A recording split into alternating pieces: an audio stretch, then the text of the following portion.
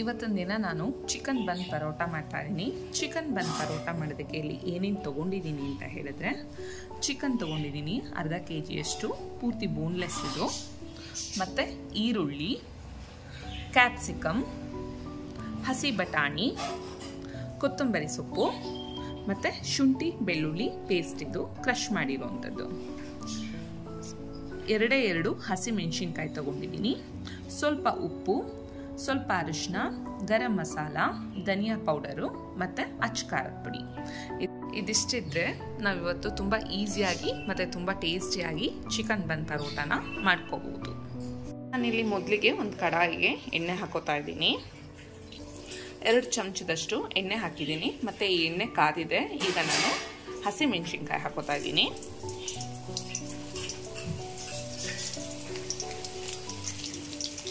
ಮತ್ತು ಇದಕ್ಕೆ ಸಣ್ಣದಾಗಿ ಕಟ್ ಮಾಡಿ ಇಟ್ಕೊಂಡಿರೋವಂಥ ಈರುಳ್ಳಿನೂ ಕೂಡ ಸೇರಿಸ್ಕೊತಾ ಇದ್ದೀನಿ. ಇದೆಲ್ಲ ಪೂರ್ತಿ ಬಣ್ಣ ಬದಲಾಗೋವರೆಗೂ ಹುರ್ಕೋಬೇಕಾಗತ್ತೆ.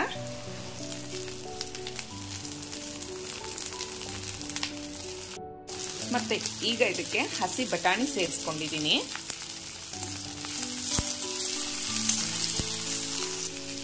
ಮತ್ತು ಶುಂಠಿ ಬೆಳ್ಳುಳ್ಳಿ ಪೇಸ್ಟನ್ನು ಕೂಡ ಸೇರಿಸ್ಕೊತಾ ಇದ್ದೀನಿ.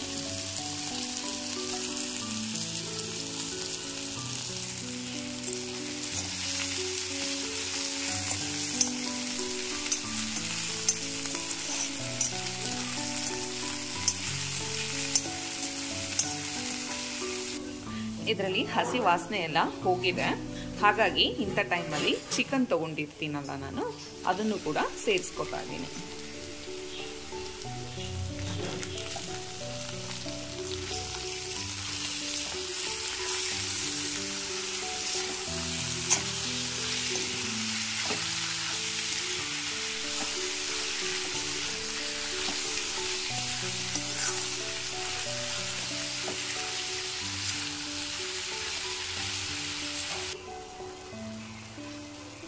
ಇದರಲ್ಲಿ ನೀರಿನ ಅಂಶ ಎಲ್ಲ ಹೋಗಿದೆ.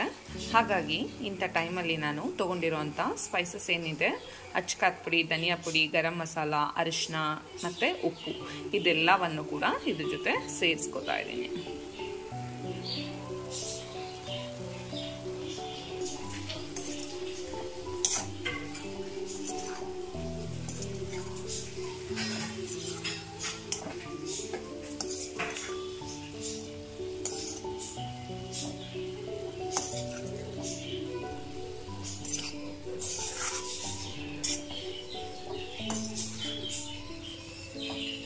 ಈಗ ಇಲ್ಲಿ ನಾನು ಉಪ್ಪು, ಖಾರ ಮತ್ತು ಮಸಾಲ ಪದಾರ್ಥ ಎಲ್ಲವನ್ನು ಕೂಡ ಸೇರಿಸಿರೋದಾಗಿದೆ.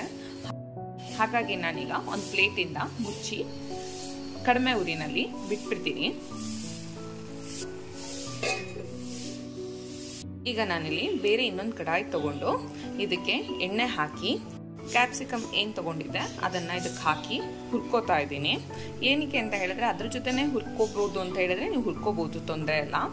ಆದರೆ ಇದೇನಕ್ಕೆ ಅಂತ ಹೇಳಿದ್ರೆ ಸ್ವಲ್ಪ ಕ್ರಂಚಿನೆಸ್ ಬರಲಿ ಅಂತ ಹೇಳಿ, ಕ್ರಿಸ್ಪಿಯಾಗಿ ಸಿಗಲಿ ಅನ್ನೋ ಕಾರಣಕ್ಕೋಸ್ಕರ ನಾನು ಇದರಲ್ಲಿ ಹಾಕಿ ಹುರ್ಕೋತಾ ಇದ್ದೀನಿ. ಇದಕ್ಕೇನು ನೀವು ಸಪ್ರೇಟಾಗಿ ಉಪ್ಪು ಮತ್ತು ಖಾರ ಸೇರಿಸೋ ಅವಶ್ಯಕತೆ ಇರೋದಿಲ್ಲ, ಬರೀ ಹಾಗೆ ಹುರ್ಕೊಂಡ್ರೆ ಸಾಕಾಗಿರುತ್ತೆ.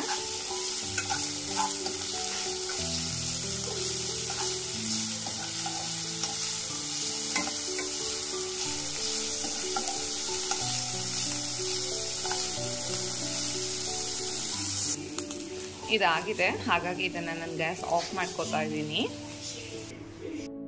ಈಗಾಗಲೇ ನಾನಿಲ್ಲಿ ಗೋಧಿ ಹಿಟ್ಟನ್ನ ಕಲಸಿಟ್ಕೊಂಡಿದ್ದೀನಿ. ಮತ್ತು ಇದಕ್ಕೆ ಕೊತ್ತಂಬರಿ ಸೊಪ್ಪು, ಸ್ವಲ್ಪ ಕ್ಯಾರೆಟ್ ತುರಿ ಮತ್ತು ಎಳ್ಳು ಇದೆಲ್ಲನೂ ಸೇರಿಸಿ ತುಂಬ ನೀಟಾಗಿ ಕಲಿಸ್ಕೊತೀನಿ. ಇದಕ್ಕೆ ಎಳ್ಳನ್ನು 1 ಚಮಚದಷ್ಟು ಸೇರಿಸ್ಕೊಂಡ್ರೆ ಸಾಕಾಗತ್ತೆ. ಮತ್ತು ಕೊತ್ತಂಬರಿ ಸೊಪ್ಪು ಮತ್ತು ಕ್ಯಾರೆಟ್ ತುರಿ ಇದೆಲ್ಲನೂ ಸೇರಿಸಿ ನಾನು ಕಲಿಸ್ಕೋತೀನಿ.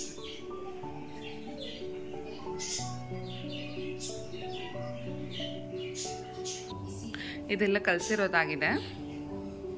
ಮತ್ತು ಇದಕ್ಕೆ ಎಣ್ಣೆ ಹಾಕಿ ಇದನ್ನು ಹಾಗೆ ಸ್ವಲ್ಪ ಹೊತ್ತು ಬಿಟ್ಬಿಡ್ತೀನಿ.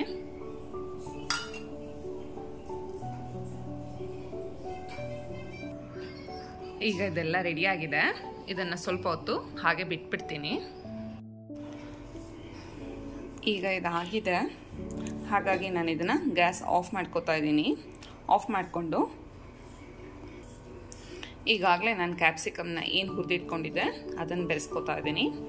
ಮತ್ತು ಇದ್ರ ಜೊತೆಗೆ ಕೊತ್ತಂಬರಿ ಸೊಪ್ಪಿದೆಯಲ್ಲ ಅದನ್ನು ಕೂಡ ಇದ್ರ ಜೊತೆ ಬೆರೆಸ್ಕೋತಾ ಇದ್ದೀನಿ. ಬೆರೆಸ್ಕೊಂಡು ಇದನ್ನೆಲ್ಲ ತುಂಬ ನೀಟಾಗಿ ಮಿಕ್ಸ್ ಮಾಡ್ಕೋತೀನಿ. ಮಿಕ್ಸ್ ಮಾಡಿಕೊಂಡು ಇದು ಸ್ವಲ್ಪ ಹೊತ್ತು ಸ್ಟಫಿಂಗ್ ಎಲ್ಲ ಆರೋದಕ್ಕೆ ಬಿಡಬೇಕಾಗುತ್ತೆ. ಹಾಗಾಗಿ ಸ್ವಲ್ಪ ಹೊತ್ತು ಹಾಗೆ ಬಿಟ್ಬಿಡ್ತೀನಿ. ಈಗ ಇದು ಸ್ಟಫಿಂಗ್ ಏನಿದೆ ಅದು ರೆಡಿ ಆಗಿದೆ. ಈಗ ಪರೋಟನ ಒಂದೊಂದಾಗಿ ಒತ್ತಬೇಕಾಗುತ್ತೆ.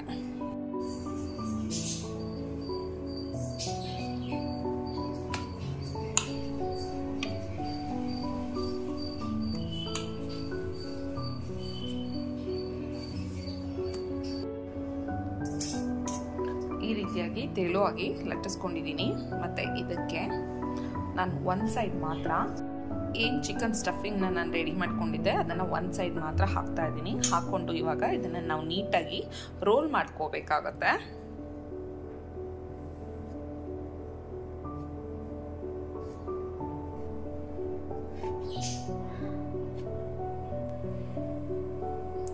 ಈಗೆಲ್ಲ ರೋಲಿಂಗ್ ಆಗಿದೆ. ಮತ್ತು ಇವಾಗ ಇದನ್ನು ಈ ರೀತಿಯಾಗಿ ರೋಲ್ ಮಾಡ್ಕೋಬೇಕಾಗತ್ತೆ.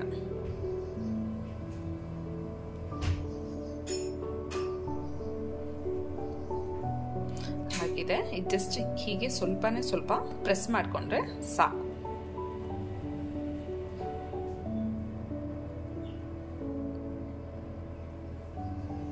ಇದೇ ರೀತಿಯಾಗಿ ಎಲ್ಲವನ್ನು ಕೂಡ ರೆಡಿ ಮಾಡ್ಕೋಬೇಕಾಗತ್ತೆ.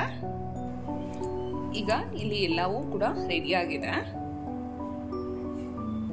ಮತ್ತೆ ಇಲ್ಲಿ ಒಂದು ಬಾಣಲಿ ಕಾಯ್ದಕ್ಕೆ ಇಟ್ಕೊಂಡಿದ್ದೀನಿ. ಮತ್ತೆ ಇದಕ್ಕೆ ಸ್ವಲ್ಪ ಎಣ್ಣೆ ಹಾಕೋತಾ ಇದ್ದೀನಿ. ಇಲ್ಲಿ ರೆಡಿ ಮಾಡಿ ಇಟ್ಕೊಂಡಿದ್ದಂಥ ಒಂದೊಂದೇ ಪರೋಟಾನ ಇದಕ್ಕೆ ಹಾಕೋತಾ ಇದ್ದೀನಿ. ಇದನ್ನ ಆದಷ್ಟು ತುಂಬ ಕಡಿಮೆ ಉರಿನಲ್ಲೇ ನೀವು ಇದನ್ನ ಸುಡಬೇಕಾಗತ್ತೆ. ಇದನ್ನ ಆದಷ್ಟು ನೀವು ಕಡಿಮೆ ಉರಿನಲ್ಲೇ ನೀವು ರೆಡಿ ಮಾಡ್ಕೋಬೇಕಾಗತ್ತೆ.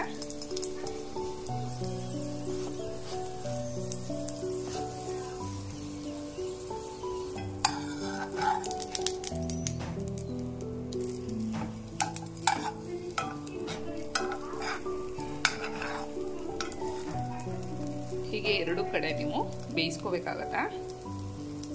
ಇವಾಗ ಇದು ಆಗಿದೆ, ಹಾಗಾಗಿ ನಾನು ತೆಗಿತಾ ಇದ್ದೀನಿ. ಇದೇ ರೀತಿಯಾಗಿ ಇನ್ನೆಲ್ಲ ಉಳಿದಿದ್ದೆಲ್ಲ ನಾವು ಸುಟ್ಕೋಬೇಕಾಗತ್ತೆ.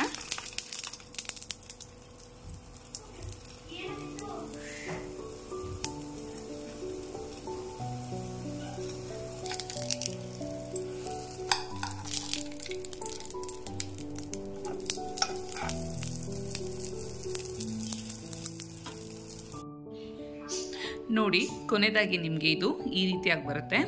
ಮಾಡೋದಕ್ಕೆ ತುಂಬಾ ಈಸಿಯಾಗಿರುತ್ತೆ ಮತ್ತು ತಿನ್ನೋದಕ್ಕೂ ಅಷ್ಟೇ ತುಂಬಾ ಟೇಸ್ಟಿಯಾಗಿರುತ್ತೆ. ಮರೀದೆ ನೀವು ಒಂದ್ಸಲ ತಪ್ಪದೆ ಟ್ರೈ ಮಾಡಿ. ನಾನಿವತ್ತು ನಿನ್ನ ಮಾಡಿರೋಂಥ ರೆಸಿಪಿ ನಿಮಗೆ ಇಷ್ಟ ಆಯಿತು ಅಂದರೆ ಮರೀದೆ ನನ್ನ ಚಾನಲ್ನ ಸಬ್ಸ್ಕ್ರೈಬ್ ಮಾಡಿ.